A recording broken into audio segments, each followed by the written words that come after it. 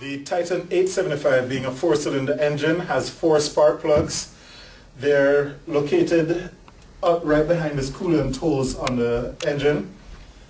You should check your plugs monthly and replace them about every 1,000 hours or earlier if necessary. For example, if you have a machine that's hard to start or if it's running rough, there's a chance that you may need new plugs, and if you're running in high ambient temperatures, you may want to monitor them and check them frequently to make sure that they're not causing performance problems.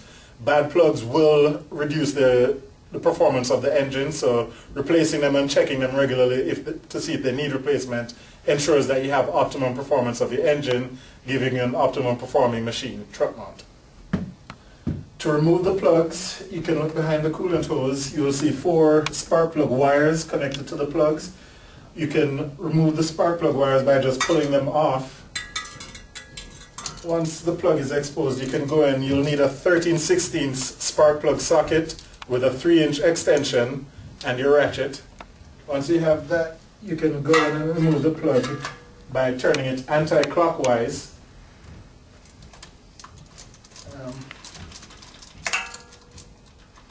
With the plug removed, your plugs should have a 35 thousandths of an inch gap. Once you've replaced the plugs with either new plugs or you've cleaned the old plugs, you can put them back in again